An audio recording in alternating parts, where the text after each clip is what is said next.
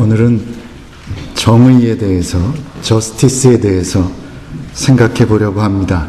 특별히 우리 개인 간의 관계성 속에 있어서 그리스도인의 정의, 그리스도인의 저스티스는 과연 어떤 것인지 함께 고민해 보려고 합니다. 정의의 사전적 의미는 진리에 맞는 올바른 도리입니다.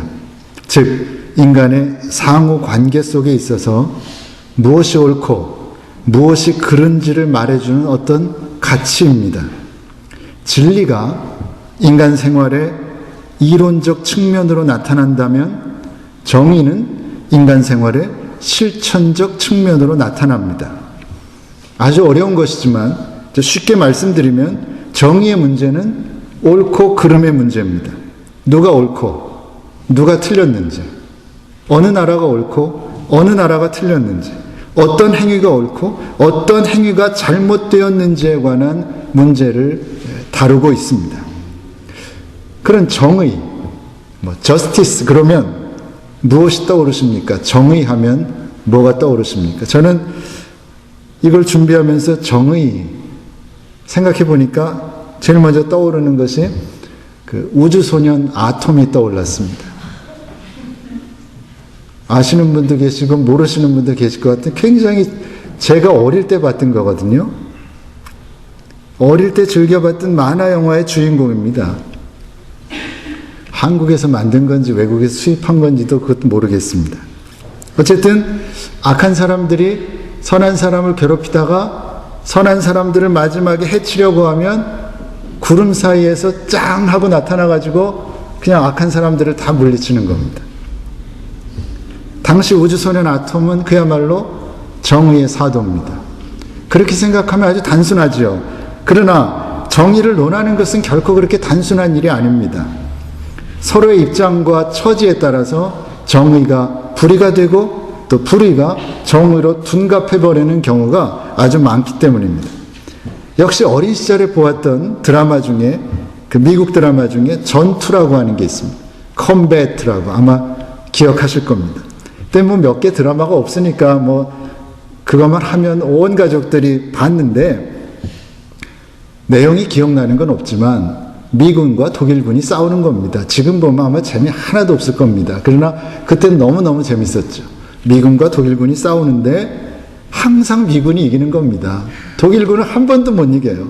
근데 우리는 다 같이 보면서 애고 어른이고 이제 끝에 가서 미군이 이기면 막 박수치고 잘 됐다고 그러고 끝났습니다. 잘 생각해 보면 그러나 그것은 전적인 미국의 입장입니다. 그 당시 한국 사람들에게 있어서 정의하면 미국이었으니까, 정의의 사도하면 미국 사람들이었으니까 그런 시절이었기 때문에 그렇게 반응할 수밖에 없었던 겁니다. 하지만 입장을 바꿔 생각해 보면 이야기가 다릅니다. 그 당시에 만들어진 독일 드라마도 그랬을까요? 우리가 접할 기회가 없어서 그렇지 분명히 독일 드라마는 그 반대였을 겁니다. 전쟁만 하면 독일군이 이겼을 겁니다. 그러니까 똑같은 상황이지만 독일군에게 있어서 미군의 승리는 정의가 아니라 무엇입니까? 불의한 일입니다. 나쁜 일인 겁니다. 오늘은 9.11 테러 10주년입니다. 어제 보니까 TV마다 그 아픈 기억을 되새기며 교훈을 삼고 있었습니다. 정말 있어서는 안 되는 끔찍한 일이 벌어진 날입니다. 거기에 대해서는 더 드릴 말씀이 없습니다. 그런데 몇 달 전에 미국의 특수부대는 9.11 테러의 주동자로 지목되어 온 오사마 빈 라덴을 살해했습니다. 파키스탄 북쪽에 숨어있는 그를 어떻게 찾아내서 거기까지 들어가서 남의 나라인데 남의 나라까지 들어가서 죽였습니다. 함께 있는 사람들을 다 죽였습니다. 자, 이 경우는 어떻습니까? 미국과 미국을 지지하는 사람들의 입장에서는 아주 정의로운 일이죠. 그러나 반대로 생각해 보면 미국에 의해서 그런 식의 공격과 그런 식의 죽임을 당하는 수많은 사람들의 입장에서는 이것은 정의로운 일이 아니라 불의한 일인 거죠. 남의 나라까지 들어가가지고 완전히 다 죽여버리는 이런 일은 불의한 일이다. 그런 겁니다. 현실이 그렇다 보니까 뭐 자르듯이 이게 정입니다. 이게 불입니다. 그렇게 말하기는 참 곤란한 겁니다.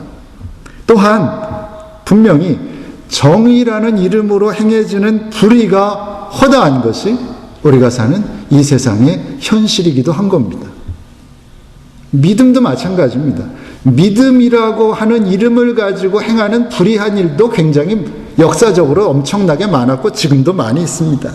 그런데 그 문제를 알지만 오늘 우리가 이 세상에서 벌어지는 그 엄청난 불의한 일들을 놓고 어떻게 할 방도가 없는 것도 사실입니다. 그런 면에서 오늘 우리의 능력은 너무 작고 미약합니다. 그런 까닭에 정의의 이야기로 시작됐지만 사회 정의에 관한 말씀은 여기까지만 하도록 하겠습니다. 그리고 우리가 우리 현실 속에서 이 자리에서 실현할 수 있는 정의는 무엇일까를 놓고 고민해 보려고 합니다. 우리가 당장 할 수 있는, 실천할 수 있는 정의는 무엇입니까? 처음에 말씀드린 대로 개인 간의 관계성 속에서 그리스도인의 정의를 실현할 수 있습니다. 그래서 우리가 할 수 있습니다. 지금 바로 행할 수 있습니다. 그렇다면 사람들과의 관계성 속에서 하나님께서 저에게, 여러분 각자에게 바라시는 정의는 과연 어떤 것일까요? 그 문제만 놓고 생각해 보려고 합니다. 오늘 함께 읽은 본문은 우리가 잘 아는, 제가 몇 번 말씀드렸습니다. 예수님의 포도원 일꾼의 비유입니다. 이스라엘에서는 10월 말쯤 되면 포도를 거두어 드립니다. 근데 일일이 손으로 그것을 따야 했기 때문에 일꾼이 많이 필요했습니다. 그래서 포도원 주인은 시간대별로 인력시장에 나가서 일꾼들을 데려옵니다. 그리고 정해진 하루 임금은 얼마입니까? 한 데나리온입니다. 시간 계산법에 따르면 당시에 일을 하는 낮 시간은 아침부터 저녁까지 12등분했습니다. 낮의 길이가 길 때와 짧을 때 약간의 차이가 있지만 지금식으로 하면 몇 시부터 몇 시냐면 오전 6시부터 오후 6시까지입니다. 그 12시간입니다. 포도원 주인은 이른 아침, 즉 6시에 나가서 인력시장에 갔습니다. 벌써 사람들 있죠? 그 사람들 중에 일 잘하는 사람들 데리고 왔습니다. 그리고 제3시 오전 9시에 다시 나갑니다. 그리고 있는 사람들을 또 뽑아서 데리고 왔습니다. 모자릅니다. 6시와 9시에 또 나갔습니다. 12시와 오후 3시입니다. 거기까지도 괜찮습니다. 그런데 성경에 보니까 제11시에 또 나갔습니다. 제11시. 11시는 몇 시입니까? 몇 시에 끝난다고 그랬죠? 제12시가 6시니까 11시면 몇 시입니까? 5시요. 5시. 오후 5시에 나갔습니다. 이쯤 되면 포도원 주인은 일만 생각하는 게 아니라는 걸 우리가 알 수 있습니다. 그렇죠? 오후 5시에 나가 데리고 오면 6시까지 일하면 그건 뭐 주인이 뭐가 남습니까? 5시에 갔는데 아직도 일 못 나간 사람들이 있는 거예요. 인력시장에. 이 사람들은 누굽니까? 일반적으로 보면 무능한 사람들입니다. 쓸모없는 사람들이죠. 그러니까 5시가 되도록 아무도 안 데리고 간 겁니다. 근데 5시에 나가서 그 사람들을 다 데리고 왔습니다. 오자마자 하려고 하니까 제 12시가 되지요. 6시가 됐습니다. 일이 끝났습니다. 품삯을 나눠줍니다. 포도원 주인은 나중에 온 사람들부터 줬습니다. 얼마 줬을까요? 한 데나리온을 준 겁니다. 하루 종일 일해야 받을 수 있는 돈을 잠깐 왔는데 그 사람한테 준 겁니다. 그들이 아예 조금 받았으면 문제될 게 없습니다. 근데 맨 나중에 온 사람들이 한 데나리온을 다 받으니까, 온전한 하루 품삯을 받으니까 어떤 생각이 들까요? 일찍 온 사람들, 새벽 6시, 7시부터 와서 고생한 사람들은 무슨 생각이 들까요? 기대감이 생기죠. 기대감이. 5시에 온 사람이 한 데나리온을 받았으면 나는 6시부터 와서 했으니 더 줄 수도 있겠구나. 그런가 보다. 뭐 이런 생각을 하는 겁니다. 그런데 기대가 금방 깨지죠. 포도원 주인은 계약한 대로 아침부터 일한 사람도 한 데나리온만 딱 주는 겁니다. 고작 1시간밖에 일하지 않은 사람과 똑같이 떼약볕 아래서 온종일 고생한 사람에게도 한 데나리온만 지급한 겁니다. 그러니까 이들이 불만을 표시합니다. 11절과 12절에 보면 품삯을 받은 후에 집주인을 원망하여 가라. 원망하는 마음이 생긴 겁니다. 나중은 이 사람들은 1시간만 일하였거늘 저희를 종일 수고와 더위를 견딘 우리와 같게 하였나이다. 이렇게 말합니다. 무슨 말입니까? 이것은 부당한 처사가 아닙니까? 라고 하는 항변이죠. 그들이 생각하는 정의의 잣대로 보면 일한 만큼 품삯을 받는 것이 공정하고 공평한 의료움인데 지금 포도원 주인의 행위는 뭐라는 겁니까? 이것은 불의한 일입니다. 어째서 이렇게 불의한 일을 하십니까? 라고 따지는 겁니다. 거기에 대한 포도원 주인의 반응은 어떻습니까? 13절과 14절입니다.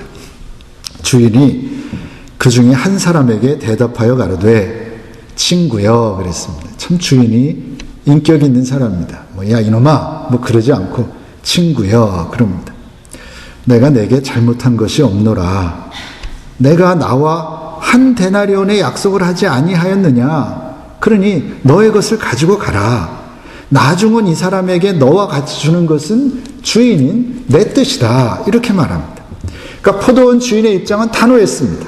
나는 약속한 대로 주었고 그 면에서 조금도 잘못한 것이 없다는 겁니다. 그리고 그것은 원래 내 뜻이 그렇다라는 것을 분명히 했습니다. 이 비유에서 포도원 주인은 누구를 상징합니까? 예수님은 이 비유를 말씀하시면서 포도원 주인을 누구로 상징하고 말씀하신 겁니까? 포도원 주인은 하나님입니다. 하나님. 그러니 주님은 이 비유를 통해서 우리를 향한 하나님의 마음을 보여주고 싶으셨던 것입니다. 바꿔 말하면 하나님의 정의는 어떤 것이다 라는 걸 우리에게 알려주고 싶으셨던 것입니다. 물론 신학자들이 들으면 그것만이 아닙니다라고 저에게 말씀할 수 있습니다. 그렇습니다. 이 비유 속에는 다른 신학적 의미가 있습니다. 신학적인 의미가 있습니다. 하지만 그것을 배제하고 생각하면 오늘 비유가 가지는 의미는 우리를 향한 하나님의 마음이 무엇이냐, 우리에게 원하시는 하나님의 정의가 무엇이냐를 우리에게 가르쳐 주는 것입니다. 정의를 히브리어로 말하면 자딕인데 그 성서가 말하는, 특히 구약 성서가 말하는 정의의 의미는 하나님의 눈으로 보는 올바른 행동입니다. 하나님의 눈으로 볼 때 올바른 행동이 정의입니다. 하나님의 눈으로 보는 올바른 삶입니다. 하나님의 눈으로 볼 때 올바른 삶이 정의라는 겁니다. 그러니까 우리의 눈이 아니라, 우리의 어떤 판단 기준이 아니라 하나님의 눈으로 보는 정의가 바로 성경이 말씀하는 정의인 것인데, 오늘 본문은 그 하나님의 정의가 무엇이냐를 우리에게 제대로 가르쳐주고 있다는 말씀입니다. 자, 그러면 중요한 것은 하나님의 정의입니다. 사람들이 말하는 자기식대로 말하는 자기만의 정의가 아니라 하나님의 정의가 무엇인가가 중요한데, 하나님의 정의는 무엇입니까? 하나님의 정의는 편파적 정의입니다. 제가 정의한 겁니다. 하나님의 정의는 편파적인 정의라고 할 수 있습니다. 힘없고 돈 없고 불쌍하고 연약하고 무시당하고 소외당하는 사람들을 향한 무조건적 사랑에 근거한 편파적 정의입니다. 그게 하나님의 정의입니다. 그런 까닭에 오늘 포도원 주인은 일한 만큼 품삯을 챙겨주지 않았습니다. 세상적인 정의로 하면 그건 불이지요. 아침부터 일한 사람에겐 더 줬어야 되고 나중에 1시간 일한 사람에게는 조금만 줘도 됩니다. 그게 정의입니다. 그런데 포도원 주인은, 하나님은 그렇게 하지 않으셨습니다. 왜? 집에 들어올 때, 아빠가 일하고 집에 들어올 때 손에 빵 한 봉지라도, 고기 한 덩이라도 가지고 들어오기를 기다리는, 맨 나중에 5시에 선택된 그 무능한 일꾼의 가족들까지 하나님은 헤아렸기 때문입니다. 그 한심한 일꾼들의 가족들의 생계까지 하나님은 헤아려서 못났지만 일도 안 했지만 그들에게 똑같은 품삯을 쳐서 주신 겁니다. 그게 하나님의 정의입니다. 그럼 하나님의 정의는 무엇입니까? 그렇습니다. 사랑이죠. 하나님의 정의는 사랑입니다. 하나님의 정의는 사랑의 실천입니다. 예수님은 어떨까요? 예수님의 정의도 똑같습니다. 예수님께서 안식일에 밀밭길을 걸어가십니다. 제자들을 잘 못 먹이셨나 봅니다. 그랬겠지요. 제자들이 배고파서 밀 이삭을 잘라서 좀 먹었습니다. 뭐 얼마나 먹었겠습니까? 바리새인들은 바로 그것을 보고 제자들의 잘못을 지적합니다. 당시 유대인들은 안식일에 하면 안 되는 조항이 39가지나 있습니다. 안식일에 39가지를 하면 안 됩니다. 그 중에 하나가 뭐냐면 추수하는 일입니다. 추수를 하다가도 안식일에는 쉬어야 됩니다. 그런데 지금 바리새인들은 제자들이 밀 이삭 잘라서 입에 넣는 것을 추수하는 행위라고 단정하고 이것은 율법을 어기는 일이다 이렇게 따지고 있는 겁니다. 이게 누구의 정의입니까? 바리새인들의 정의입니다. 자기들은 정의롭다는 거죠. 왜 안식일에 추수하느냐? 불의한 일이다 이렇게 따지는 겁니다. 하지만 주님의 정의는 달랐습니다. 주님은 과거에 다윗이 배고플 때 했던 일을 예로 들면서 안식일에 밀 이삭 따위 정도 잘라 먹는 것은 결코 율법을 어기는 일이 아니다라고 분명히 하십니다. 거기다가 내가 바라는 것은 변함없는 사랑이지 결코 제사가 아니다. 나는 인애를 원하고 제사를 원치 않는다. 나는 사랑을 원하지 제사를 원하는 것이 아니다라고 하는 호세아서의 말씀을 인용하시면서 당신의 정의는 사랑이다라고 하는 것을 또 한 번 분명히 해 주셨습니다. 우리가 사는 이 땅의 정의는요, 시비지심입니다. 옳고 그름을 따져서 가려내는 겁니다. 누가 잘했냐, 누가 틀렸느냐 가려내는 겁니다. 근데 그나마 문제는 뭐냐면 그것도 제대로 된 시비지심이 아니라는 겁니다. 항상 자기 입장에만 충실한 시비지심입니다. 자기중심적인 시비지심입니다. 내가 볼 때 옳으면 옳은 거고 내가 볼 때 안 옳으면 틀린 겁니다. 내게 이익이 되는 일이면 옳은 일이고 내게 이익이 안 되는 일이면 옳은 일이 아닙니다. 그러다 보니까 이 사람의 정의가 저 사람에겐 불의한 일이 됩니다. 이 나라의 정의가 저 나라에는 불의한 정의가 됩니다. 어제는 정의로운 일이었는데 오늘은 불의한 정의가 되는 겁니다. 그 세상 사람들이 제멋대로 갖다 붙이는 정의의 현실이라는 겁니다. 반면에 하나님의 정의는 시비지심이 아닙니다.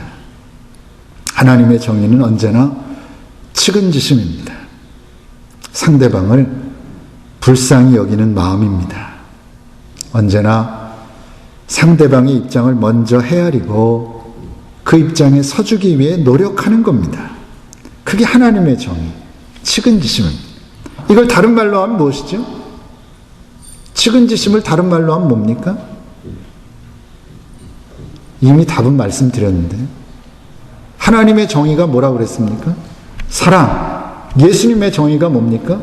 사랑. 측은지심이 뭡니까? 사랑이죠. 성경이 우리에게 요구하는 정의는 하나님의 정의입니다. 성경이 우리에게 요구하는 정의는 예수님의 정의입니다. 그게 뭡니까? 사랑이다라는 겁니다. 다른 사람을 사랑하는 마음, 다른 사람을 사랑한 마음으로 사랑을 실천하는 그 행위, 그게 성경이 말씀하는 정의라는 겁니다. 어떤 사람이 위에 아주 큰 병이 걸렸습니다. 위암이 걸렸는데 의사가 말을 하지 않는 것 같습니다. 그리고 의사가 하는 말이 기적이 일어나지 않는 한 결코 3년을 넘기지 못할 거다. 많이 살아야 2년 정도 살겠다. 근데 그것도 내가 약을 줄 텐데 이 약을 꾸준히 먹으면 한 1, 2년은 살 것 같다. 그렇게 말합니다. 이 약이 너무너무 비싼 겁니다. 너무너무 비쌉니다. 약을 안 먹으면 어떡합니까? 한 6주 정도 살 수 있을 것 같다. 그럽니다. 이 사람은 45세 된 남자입니다. 가장입니다. 아내가 있고 5명의 자녀가 있습니다. 미국의 이야기입니다.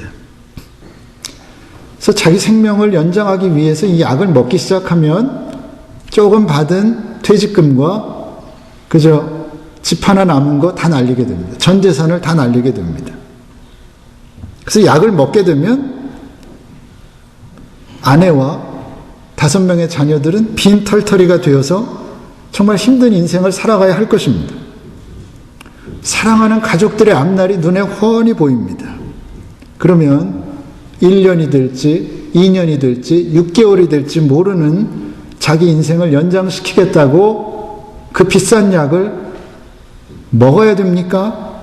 아니면 그 약을 먹지 않고 그냥 죽음을 기다려야 합니까?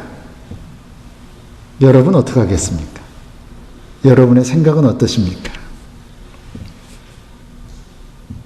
이런 질문을 던지면서 참 복잡한 현실 속에서 그리스도인이 어떤 판단과 어떤 결단을 내리고 살아야 하겠는가라고 하는 고민을 함께 나눈 학자가 있었는데, 그 미국의 신학자 조셉 플래처라고 하는 사람입니다.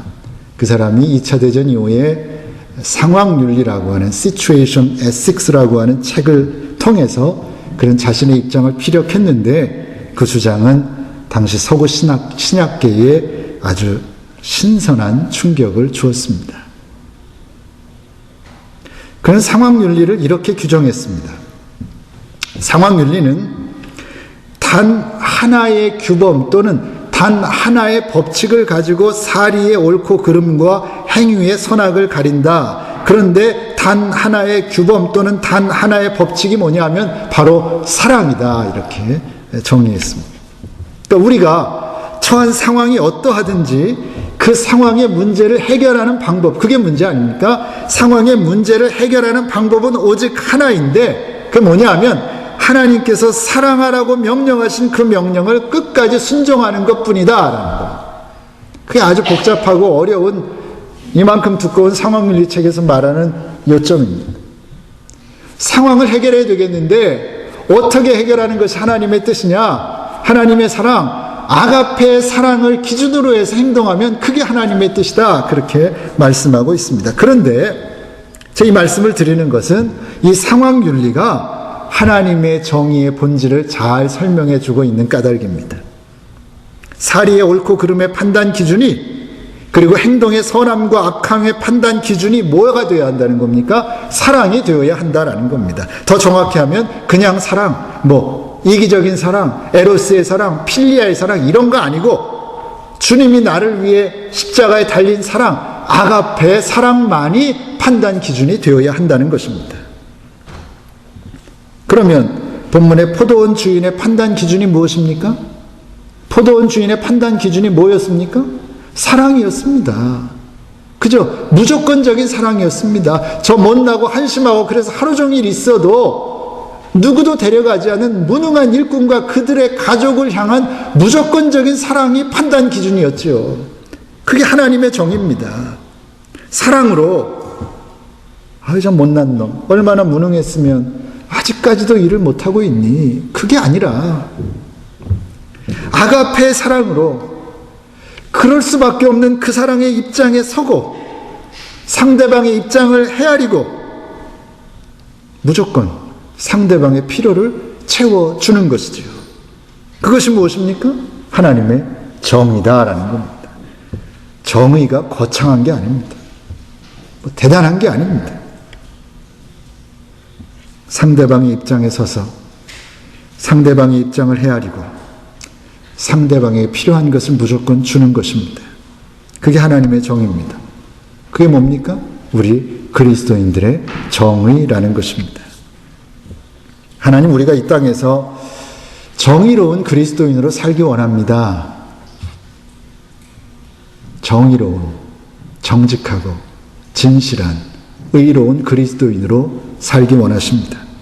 그런 면에 살 수 있다면 사회의 정의에도 관심을 갖고 사회 정의의 실현을 위해서도 노력해야 합니다. 그것 역시 외면할 수 없는 우리를 향하신 하나님의 뜻이기 때문입니다. 하지만 앞에서도 말씀드렸듯이 할 수 있는 일부터 시작해야 합니다.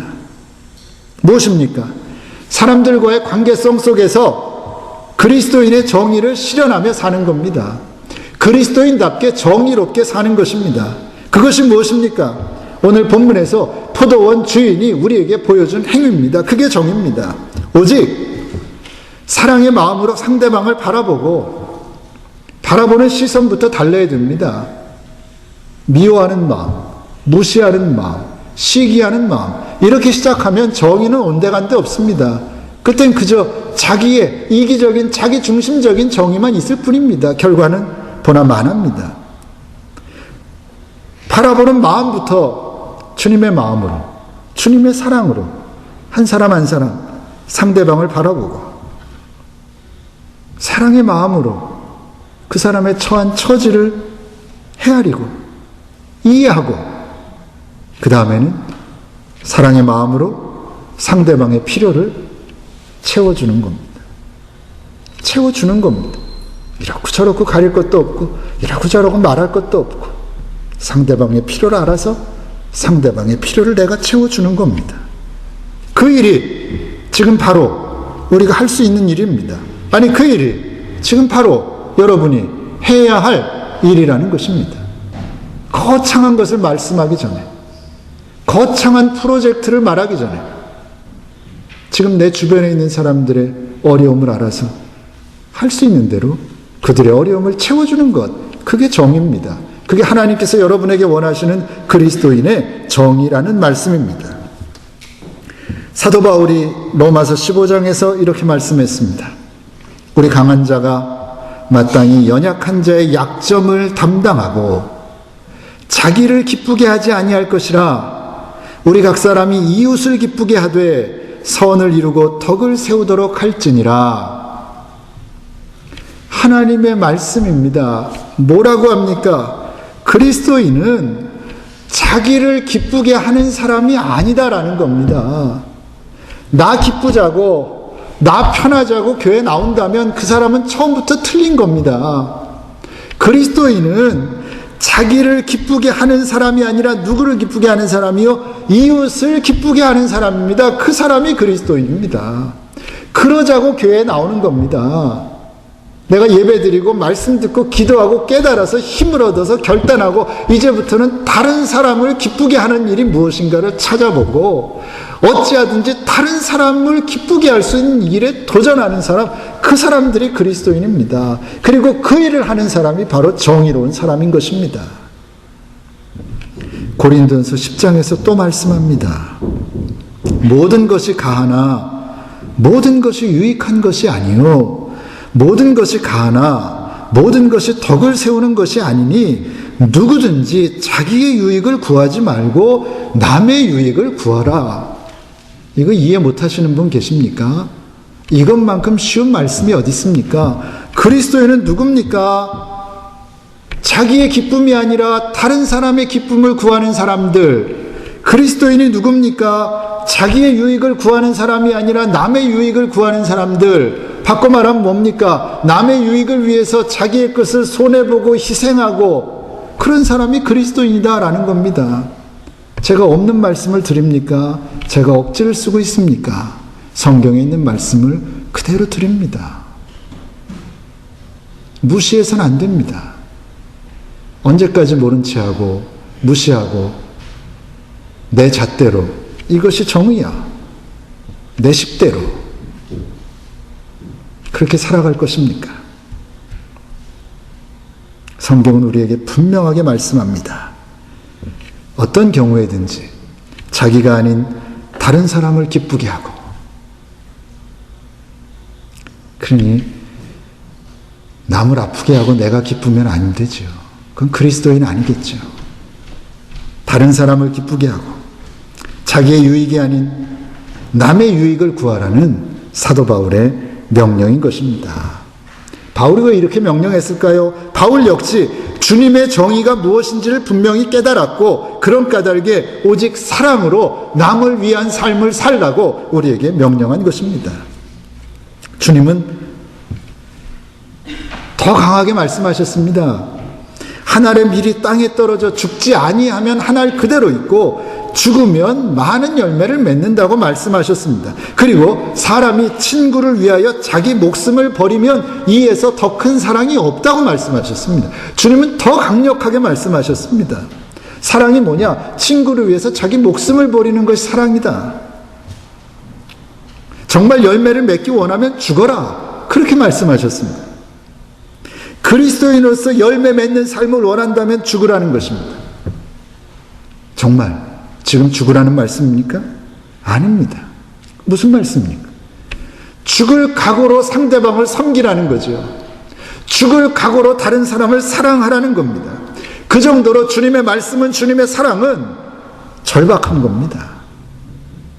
그래서 웃으면서 장난처럼 하는 사랑이 아닙니다. 듣기 좋으라고 말로 하는 사랑이 아닙니다. 내 인생을 걸고 하는 겁니다.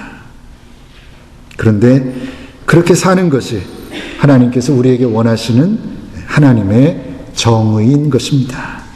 우리가 반드시 살아내야 할 그리스도인의 정의라는 말씀입니다. 주님의 사랑으로, 주님이 나를 사랑하신 그 사랑으로 나의 기쁨이 아닌 남의 기쁨을 먼저 추구할 수 있는 저와 여러분 되시기 바랍니다. 주님의 사랑으로 나의 유익이 아닌 남의 유익을 먼저 구할 수 있는 저와 여러분 되시기 바랍니다. 그래서 결국에는 우리 주님이 그러셨던 것처럼, 주님이 이 땅에서 그렇게 사셨던 것처럼 남을 위한 삶을 살아내는 진짜 정의로운 사람들 다 되시기를 간절히 소원합니다. 기도하겠습니다. 하나님, 오늘 우리에게 하나님의 정의가 무엇인지, 그리스도인의 정의가 무엇인지 알려주셔서 하나님 감사합니다. 이 땅에 오신 주님처럼 남을 위해 나의 것을 희생하며 남을 위해 내 것을 손해보며 사랑으로 남의 필요를 채워주는 것이, 그 삶을 실천하는 것이 그리스도인의 정의라고 알려주셔서 하나님 감사합니다. 이제 알았으니 저희들 감당하게 하여 주시옵소서. 하나님이 우리에게 그러셨던 것처럼, 주님이 우리에게 그러셨던 것처럼 이제 우리도 다른 사람의 입장을 먼저 헤아리고 다른 사람의 입장을 이해하고 그 사람의 입장에 서서 그 사람의 필요를 채워줄 수 있는 하나님의 정의를 이 땅에서 실현해내는 저희들 되게 하여 주시옵소서. 예수님의 이름으로 기도하옵나이다. 아멘.